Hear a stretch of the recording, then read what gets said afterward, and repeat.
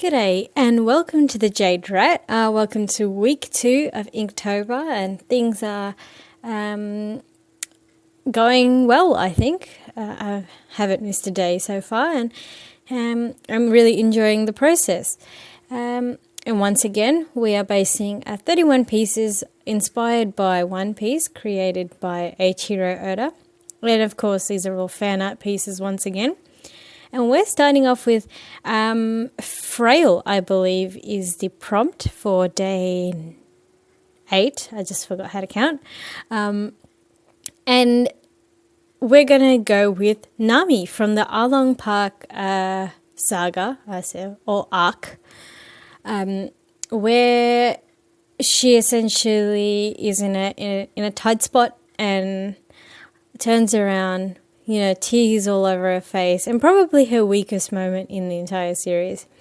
And she, sort of snaps and eventually she has to ask for help. And then it was probably the best thing that she ever did, asking for help. And it was her moment of frailty, and it's a pretty significant scene in the series. And yeah, I had a lot of fun with this one, actually. It's a little bit different from the actual style from the show, but I tried to use things like the mouth and the large eyes. It looks a bit strange, though, when I do it. Next is Swing, and this is a personal favourite scene of mine, and it's from the Skypiea arc, which is my favourite arc in all of One Piece, probably because it was the one I have the most fondest memories of, and it's really got that sense of adventure, that old school adventure. And so here it is. Here's Roronoa Zoro, the best Straw Hat, I reckon, in my opinion, getting ready to swing off a vine, and then he eventually does this thing that's called the Call of Bravery, and it's essentially just like the Tarzan scream, but like everybody else who witnesses it thinks it's just really weird. And I thought it was hilarious. And yeah, I liked working with black and white, so I got a lot of I'm always a bit hesitant to use colours in the paintings, because I feel like once you start saturating the paper, which is pretty low quality paper, because they're only like the most that I would do is probably a wash or two, but once you start saturating it, it gets a bit pear-shaped, and as you'll see in the next one. So there we are, we've got Roronoa Zoro getting ready to do his Tarzan swing with the vines. And we're coming on to day 9, which is Pattern. Day 10. Day 10, which is Pattern.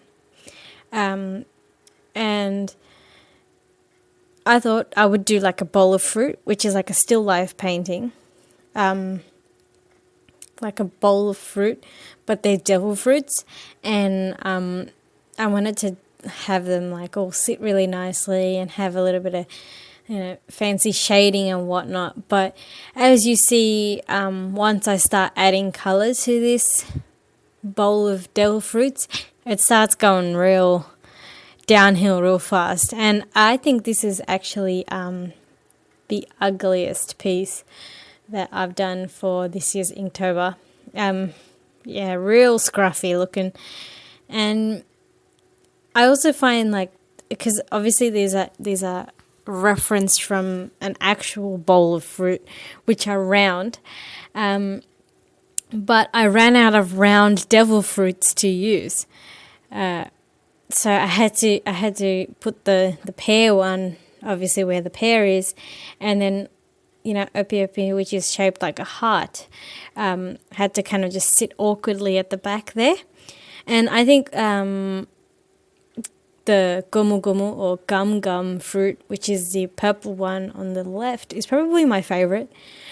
And I think that's because it looks the most normal and it's shaded kind of like normally, and the colors are not crazy, whereas everything else pretty much just looks awkward as. But anyway, it was a good experience. I feel like you always got to have like one or two really ugly ones in Inktober to really hone it in, you know. Yeah, and like Chopper's mushroom one was just sitting there, and you're like, oh, okay. Mera Mera, which is the orange one in the middle, not the pineapple, was fun to do. But as I said, due to the low quality paper, and I just use this cheap watercolor paper because I figured I would only just do simple washes. But yeah, once you start trying to do gradients with the ink and blend it out, then it starts giving up the paper. It starts spreading everywhere. And that's why it took me the longest. But next is going from probably my least favorite painting to my number one favorite, I reckon, so far. And I really like this one because it has a lot of sort of emotional weight to it. Because as you can see me here, I'm painting Roshinante, or his code name is Corazon. And he's Doflamingo's younger brother. And he's actually looking really peaceful here, really calm and gentle and serene. And he's getting covered in snow. And what's really sad about this scene, and it's using a reference from the manga panel, and changed up a little bit because to suit sort of how I would paint it. But he's actually like dying in the snow, and he's been he's been caught out, and it was a really sad scene actually in the thing, even though we all knew that like what would happen in the end. When it happened, it was like, oh man, like we think all of these things could go wrong, but then it gets worse.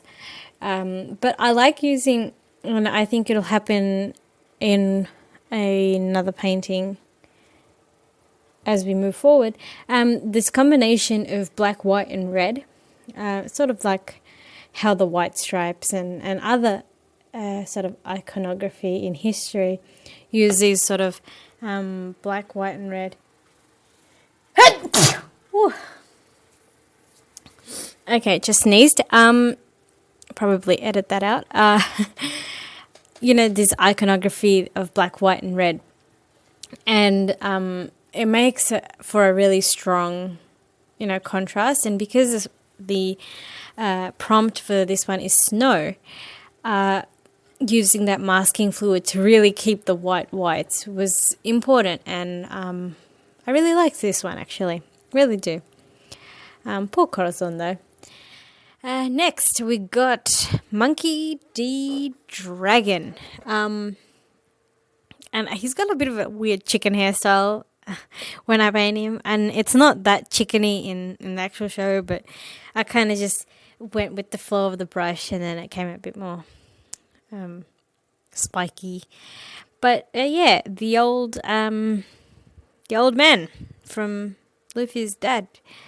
And he's apparently the most dangerous man and the most wanted man in the world. And that's, very interesting because we don't know much about him. And we don't know much about, his sort of family relationship, obviously, with Luffy and whatever. But this one's simple. Just did it really quickly. And moving on. We've got the prompt for this one is ash. So the last prompt after snow was dragon, which is why I just did dragon. Pretty self-explanatory. But here we've got ash, and I decided to go with the Vivre card. Viva. I don't know. In the anime, they say like Vivre, so I think that's what I'll go with. The card that is sort of burning up and turning to ash as Obviously, spoilers for Marineford if you haven't gotten up to that for Ace. And once again, with that red colour theme coming in, because Ace has got these red beads like Martha Wayne scattering across, and his card is being burnt up. Speaking of Marineford, a key player in Marineford was the main man, Jimbei. I like Jimbei. I didn't like him at the start, but then once he started doing his fishman karate, and of course after when he went back with Luffy to Ruskona or Amazon Lily, he was really the one to keep Luffy in check. Of course, in a time of grief for Luffy, and he really kept things in perspective, and he is really important. And we all sort of like really liked him, and then Fishman Island came around, and then the Whole Cake Island came around, and we're all like, yeah, Jimbei. And so I had fun painting this one. He's cool. And that's about it. I will probably make a few more of these as October or Inktober goes along, and that's about it. Have a good one. See ya, guys.